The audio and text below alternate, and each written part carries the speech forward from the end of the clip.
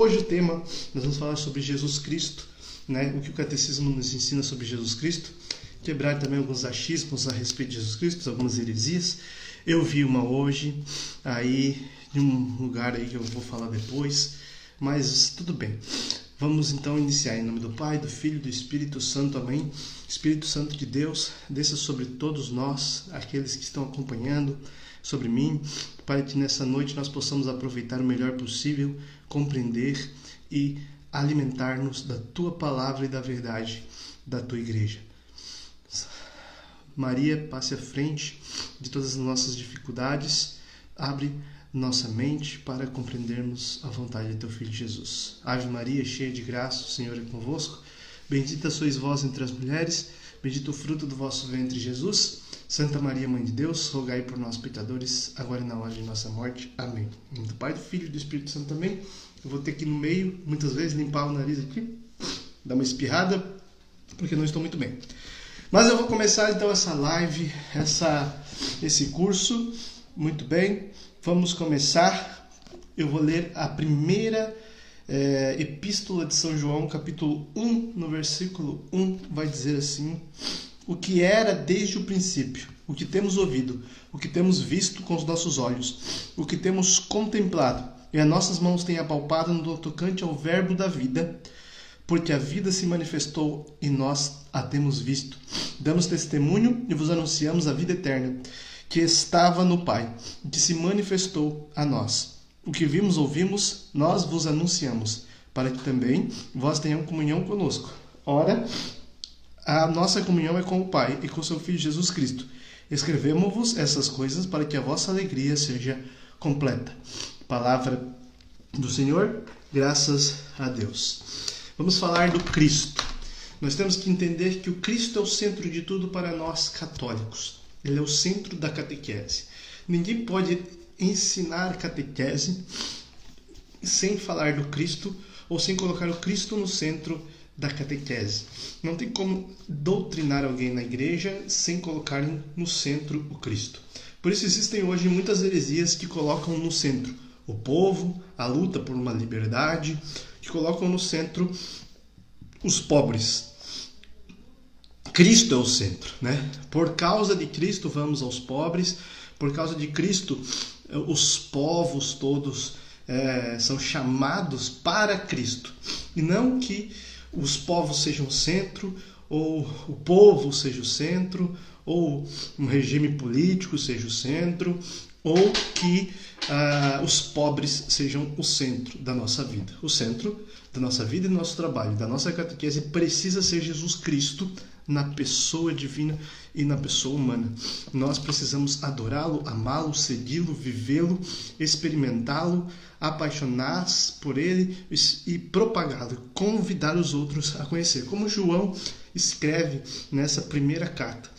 E Cristo, Jesus é o nome dele, né?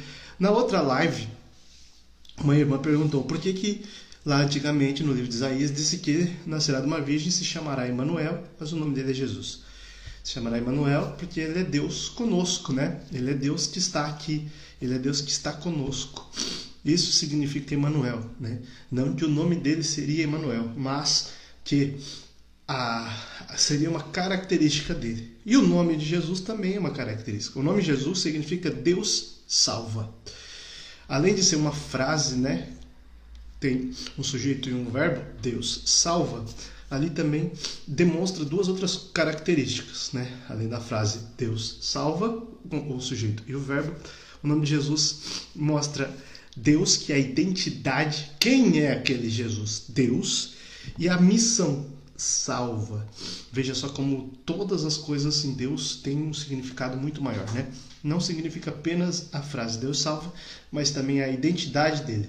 Aquele que chama-se Jesus é Deus, e aquele que chama-se Jesus salva. O nome Deus e salva é a identidade e a missão do nosso Senhor Jesus Cristo.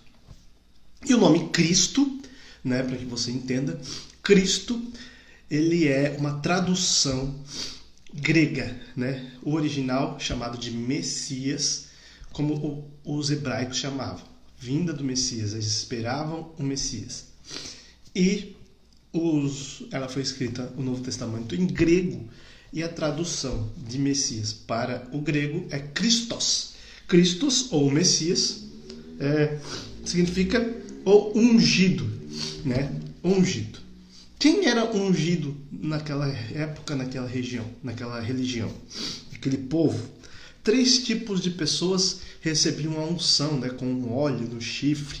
O chifre significava poder, né? A unção significava alguém escolhido, separado, derramado sobre ele um azeite, um óleo que representava que aquele óleo estava dando a ele a sua missão, a sua tarefa e a sua capacidade, né? Uma representação. E quem era ungido? Eram 3 classes de pessoas: os reis, os sacerdotes e às vezes os profetas. Então o Cristo, o Messias, ele era esperado por aquele povo na figura de um rei, na figura de um sacerdote ou na figura de um profeta, ou os 3, um rei que fosse sacerdote e profeta. Mas quando viram o carpinteiro que pregava, eles viram uma pessoa e não enxergavam nele a característica de rei, não enxergavam nele a característica de profeta. Eles não achavam que as profecias dele que aquilo que ele pregava eram vindas de Deus, né? E também não enxergaram nele um sacerdote. Por que não enxergaram? Porque não viram na cruz o sacrifício dele como um sacrifício redentor. Por isso muitos esperavam esse Messias, né? Todos os judeus esperavam o Messias como um rei que viria poderoso com um exército para derrubar os poderosos que sempre tomavam conta do povo de Israel, né? O povo de Israel, a terra de Israel foi invadida pela Babilônia, foi invadida pelos fenícios, foi invadida pelos romanos e foram invadida várias vezes.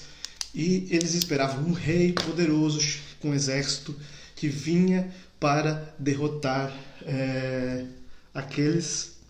Desculpa, gente, estou gripado. Que vinham para derrotar os seus invasores e os seus inimigos, né?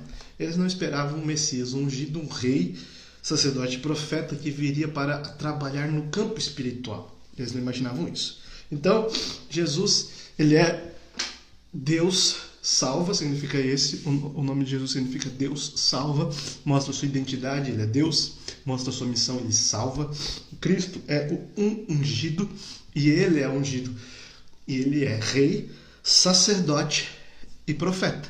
Ele engloba as 3 características de alguém ungido.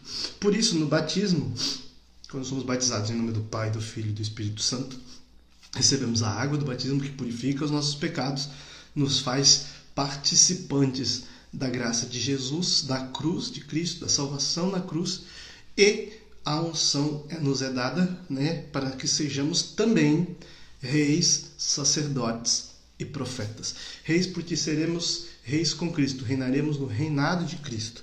Sacerdotes porque somos chamados a fazer o sacrifício da nossa própria vida. E profetas porque somos chamados a anunciar o verbo encarnado, a palavra de Deus, que é o próprio Cristo, né? Então somos chamados a ser reis, sacerdotes e profetas.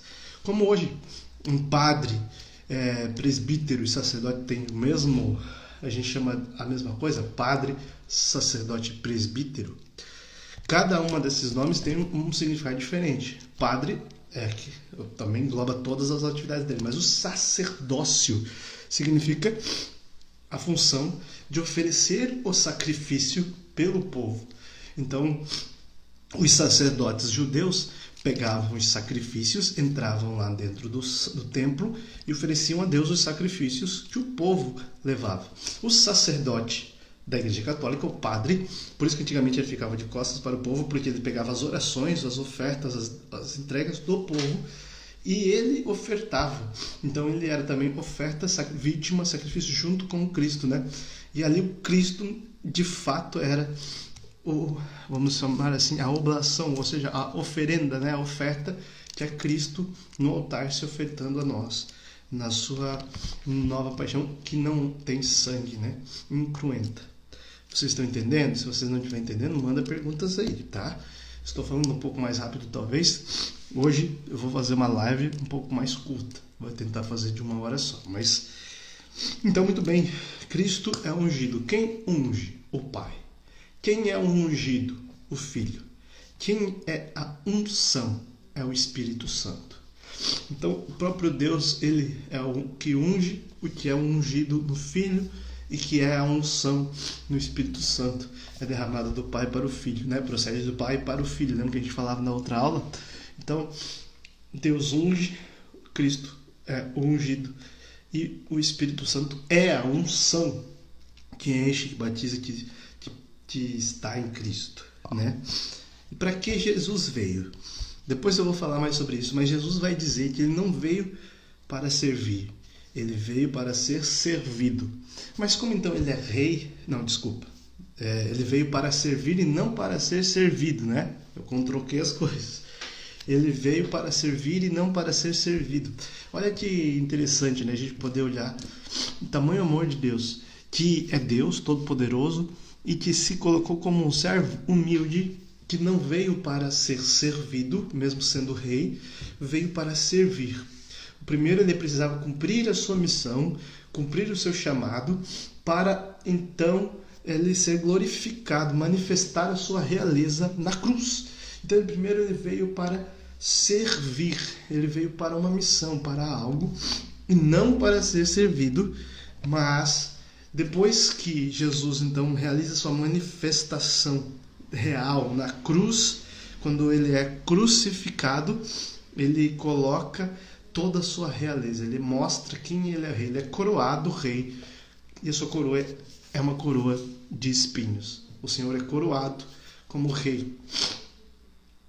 É uma zombação, né, dos romanos, é claro, mas significa ali que ele manifesta a sua realeza, ele é rei. Veja, primeiro ele vem para servir e não para ser servido. E depois que ele morre, ele ressuscita, ele aparece aos discípulos, manda o Espírito Santo e diz: ide em todo lugar e pregar o evangelho a toda criatura. Então, depois que Jesus se manifesta como rei, ele então deve ser servido. Mas antes ele vai dizer assim: eu já não vos chamo servo, mas vos chamo amigo. Pois o servo não sabe o que faz o seu senhor, mas o amigo sabe. Então, quando ele quer dizer isso, ele mostra que ele está revelando quem é o Senhor, que ele é o Senhor, e ele se revela como um Senhor próximo que quer ser chamado de amigo.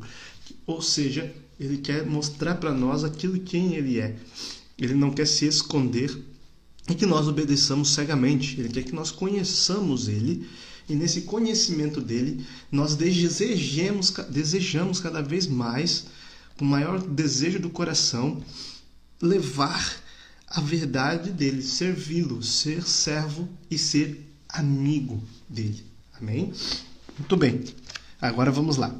Ele é chamado na palavra de filho. Ele mesmo diz, né?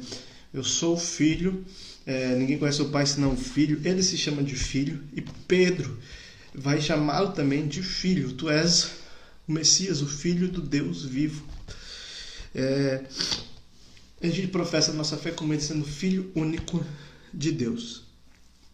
Filho de Deus. Ele é filho de Deus no sentido de que na pré-existência eterna, por isso ele é filho único, né? Ele é o único que é filho de Deus e sempre existiu. Ele é o único filho que é filho de Deus e é eterno e é Deus. Nós, né, também somos chamados filhos de Deus. O povo de Israel também é chamado filhos de Deus. Então, não é uma exclusividade ser chamado filho de Deus, mas ele é chamado então filho único porque ele é único e diferente dos outros. Não único porque só tem ele, único porque é diferente, porque ele pré-existe, ele é eterno. Nós não somos eternos, nós fomos criados, ele não foi criado, né?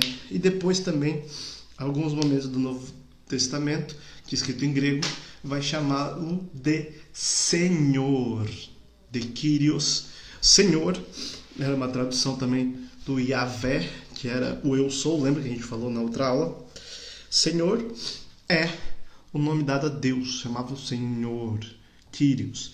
E a partir desse Novo Testamento, também é chamado o Cristo de Kyrios, ou Senhor. Quando Maria visita Isabel, Isabel fala: eu não tenho... da onde me vem a honra de me visitar a mãe do meu Kyrios, do meu Senhor, aquele que está à frente. São Tomé vai declarar a sua fé, vai proclamar a sua fé e vai adorar o Senhor quando ele diz, coloca a mão aqui do meu lado, sou eu, Jesus ressuscitado. Tomé cai de joelho e diz, meu Deus e meu Senhor. Então, ele vai professar que Cristo é o Senhor. O que significa ser o Senhor? Muito bem, o senhorio de Jesus, né? O senhorio de Jesus significa que ele está à frente, acima de todas as coisas. E ele deve ser aquele que reina, ou seja, que rege, aquele que comanda, aquele que lidera a nossa vida. Vede, quem lidera a sua vida? Quando Jesus pergunta para Pedro, quem dizem os outros que eu sou? Eu vou dizer, tu és esse, tu és aquele outro. E vós, quem dizeis que eu sou? E agora a pergunta que eu faço para você é a seguinte: na tua vida, quem é Jesus? Não quem você vê Jesus sendo, né? Eu vejo Jesus como um Senhor, Salvador, um Rei, um Mestre, um amado, um amigo. Não. Quem está sendo é a pergunta que você deve fazer todos os dias. Quem hoje Jesus é na minha vida? Muitas vezes a gente olha para Jesus como um garçom, né? A gente só faz pedido para ele, um gênio da lâmpada. Muitas vezes a gente olha para Jesus como uma última saída, né? Um desespero. Mas Jesus, ele pede, não te chamo vocês de servo, chamo de amigo. Eu quero ser amigo, eu quero estar perto, quero estar próximo de vocês. Mas ele falou que não chamo vocês servos de servos, chamo de amigo, mas somos servos. E por isso ele é o Senhor. Apesar de sermos amigos do Senhor, ele é o Senhor. E o Senhor é aquele que manda, né? E aí que está. Ele é o que manda, mas ele manda como um amigo. Ele comanda, ele lidera. E para nós que estamos católicos, nós precisamos tê-lo como Senhor e Salvador. Senhor, aquele que está sobre nós, aqui nós estamos abaixo dele. Ele vai dizer no evangelho desse sábado, o servo não é maior do que o seu mestre.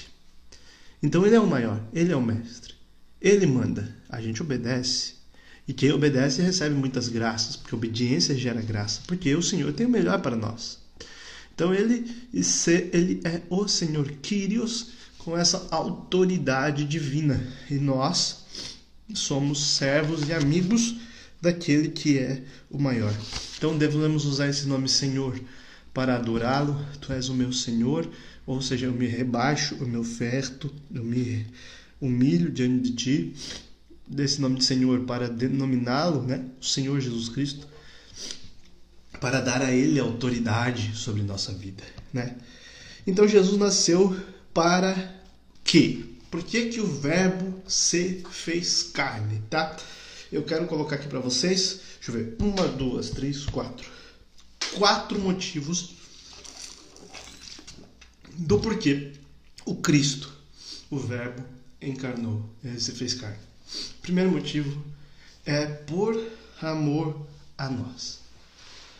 Deus não quis que seus filhos ficassem perdidos, não quis que seus filhos estivessem longe dele. Não suporta o amor, não suporta que o amor não viva em nós. Ele precisava viver em nós, ele queria, desejava. Então, o amor, que não era amado, por amor a nós, veio ao mundo, se encarnou.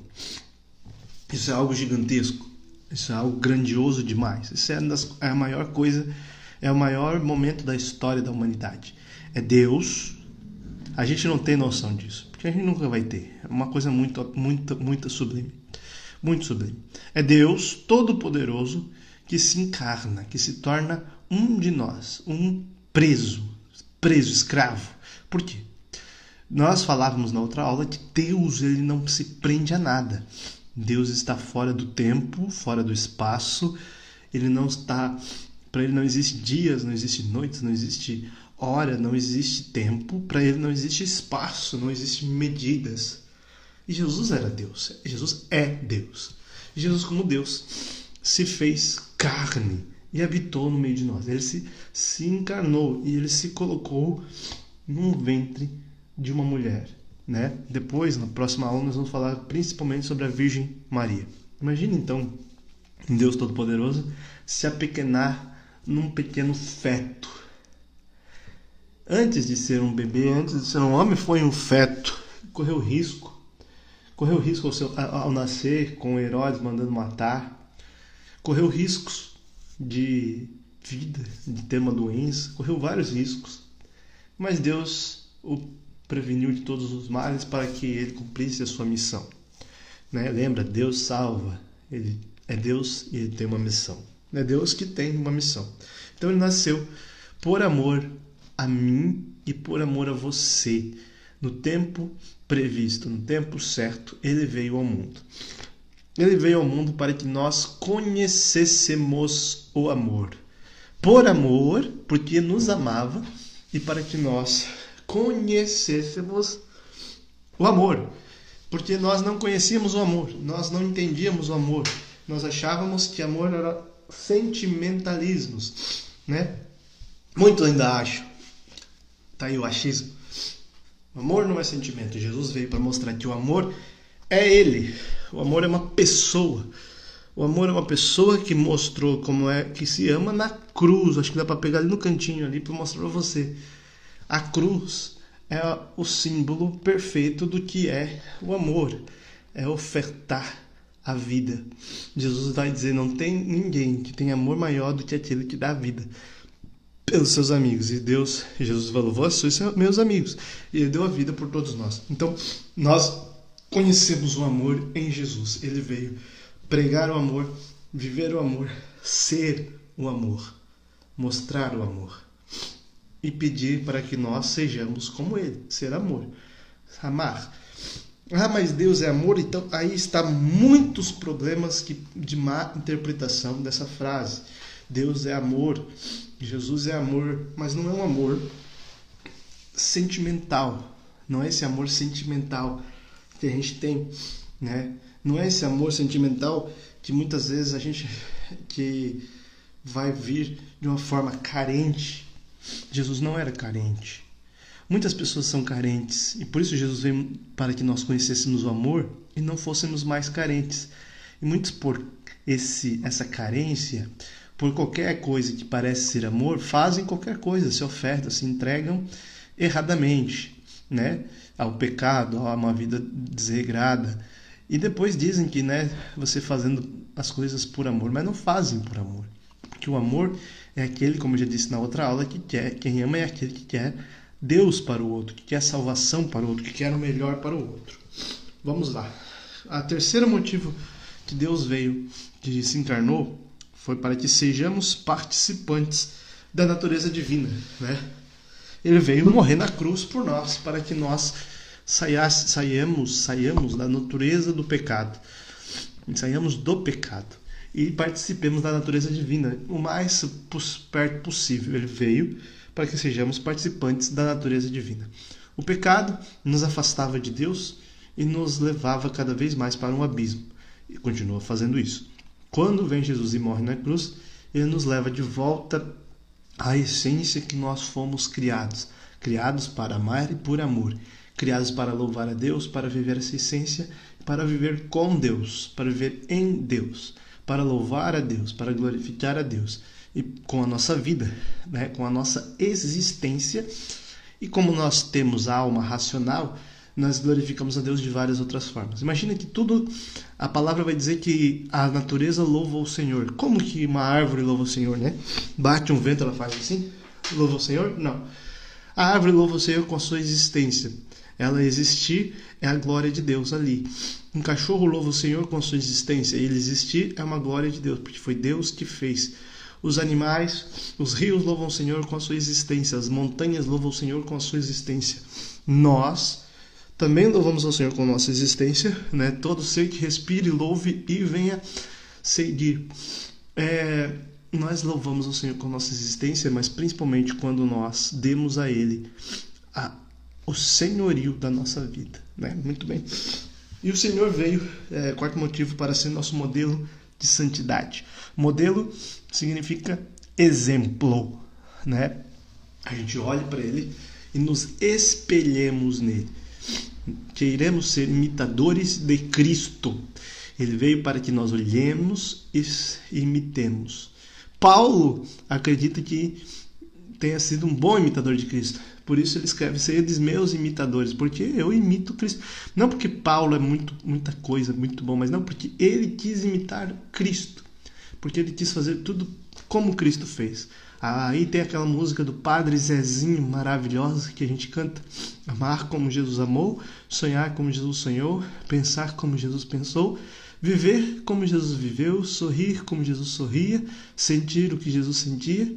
E aí, chegando no fim do dia, você dormiria muito mais feliz. Ele é o nosso modelo. Ele é aquilo que nós precisamos imitar. Então eu não sei o que você está imitando. As pessoas hoje seguem qualquer modelo. Seguem um artista, seguem um influenciador, faz o que o influenciador fala, faz o que o influenciador manda, segue cegamente alguém que não é Deus, que não é inteligente, que não é onisciente, que não é onipotente, que não é santo, que não quer ser santo, que não luta pela santidade, que não imita Jesus. Não imite qualquer um, não siga qualquer modelo pelo mundo. Siga, imite um modelo perfeito. O modelo perfeito para nós chegarmos à santidade é o próprio Cristo. Por isso que nós colocamos nos altares os santos, porque eles são modelos daquele que seguiu o modelo dos modelos, o exemplo dos exemplos. Aqui, Santa Teresinha, ela está no altar. A gente olha para ela não para adorar uma imagem, como dizem os protestantes, como eu tive que ouvir esses dias aí. Não para adorar a imagem de Santa Teresinha, não para louvá-la como deusa, não. Mas para olhar para ela e pensar: ela é um modelo de santidade. Mas ela é modelo porque ela disse: no coração da igreja, minha mãe, eu serei o amor. E desse modo serei tudo. Ela seguiu o exemplo de Jesus. Ela foi como Cristo. E sendo como Cristo, ela foi santa. E aí também a gente pode ser santo seguindo o exemplo dos santos e seguindo o exemplo de Jesus. Muito bem? Hoje a live vai ser rapidinha mesmo, que eu tô bem ruim. Só tem mais um pouquinho de coisa para falar. Mais 2 temas e eu já falei só meia horinha só. Nós vamos falar então sobre a pessoa divina e humana de Jesus. Existiam muitos achismos, né, como eu gosto de falar aqui, heresias, que falam de Jesus e acreditam que Jesus tem uma natureza diferente da natureza que nós acreditamos e que o catecismo da igreja professa na nossa fé. Nós acreditamos numa natureza chamada hipostática, uma união hipostática. O que significa união hipostática?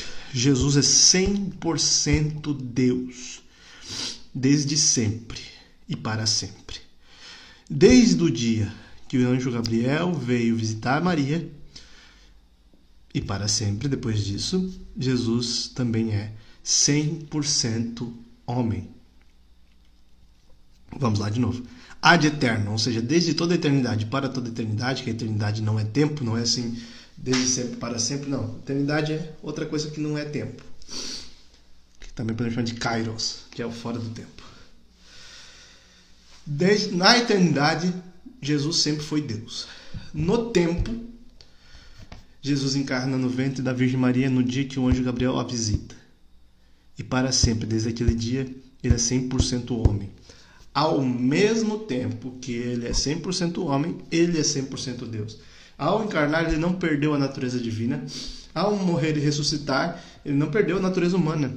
Quando ele ressuscita em corpo glorioso. É um corpo cheio de glória. E ele está no meio de nós. Ele vive 100% homem, 100% Deus.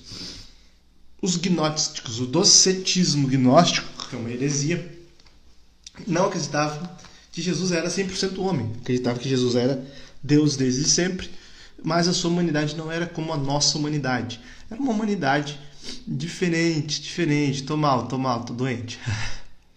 Era uma humanidade diferente. Ele era um homem, mas era um homem não tão homem como nós. Ele era um homem, mas era um super-homem, era um super-herói, né? Isso é uma heresia. Jesus era um homem como nós, sofreu as dores como nós, tinha fome como nós, ia no banheiro como nós, tinha tentações como nós, ele era exatamente igual a nós, exceto no pecado. Por isso nós precisamos criar alguns dogmas para quebrar essas heresias. E aí a igreja professa a fé dizendo que Jesus é gerado e não criado. E consubstancial ao Pai, né?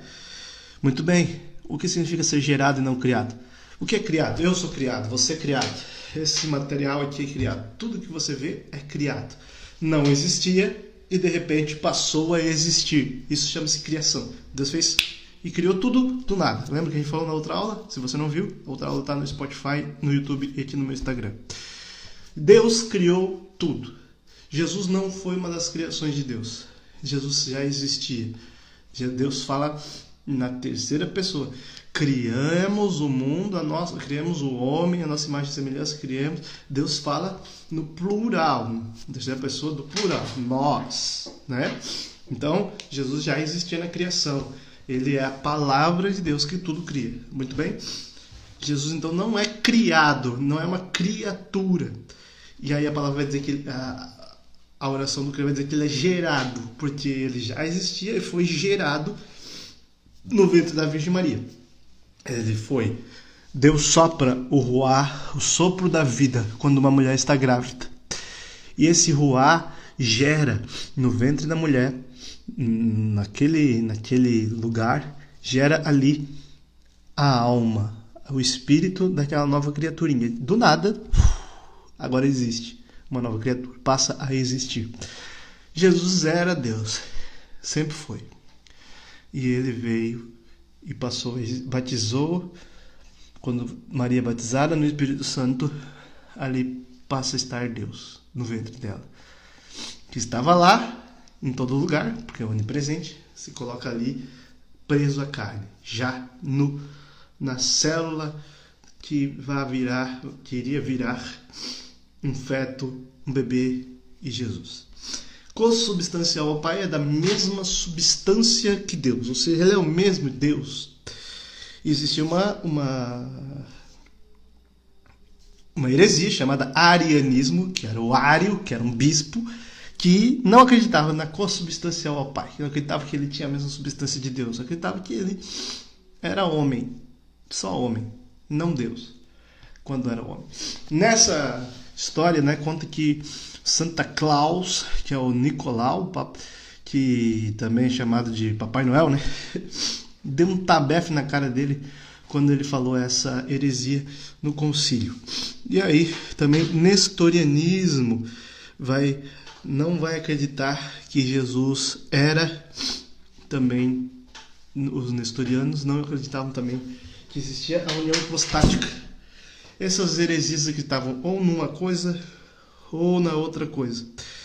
E aí no concílio de Éfeso, 431, a igreja proclamou que Maria... Eu perdi aqui um negócio aqui, peraí. A igreja proclamou que Maria não era só Christotokos, ou seja, mãe de Cristo, mãe do ungido, mas também Theotokos, mãe de Deus. Para que a igreja professou isso? Para que nós tivéssemos a certeza que Maria gerou não a pessoa divina lá, Deus que sempre existiu, mas gerou no seu ventre um homem, e Deus também já estava ali, não deixou de ter a natureza divina. Então a igreja proclamou o dogma Theotokos.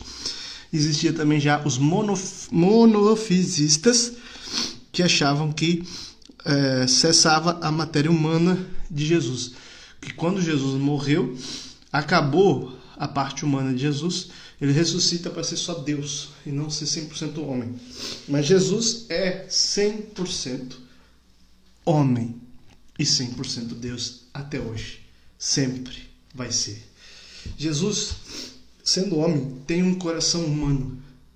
Por isso Jesus sente coisas que nós sentimos. A palavra vai dizer várias vezes, Jesus olhou e teve compaixão deles. Compaixão é um sentimento. Sentimento está preso à carne. Entenda uma coisa. Espírito não tem sentimento. Deus, como espírito, não tem sentimento. Ele tem razão, ele tem conhecimento, sabedoria.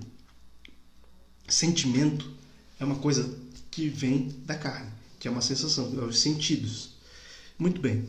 Quando Jesus sente compaixão, ele sente uma necessidade humana de doar-se àquelas pessoas, porque eles eram como ovelhas sem pastores.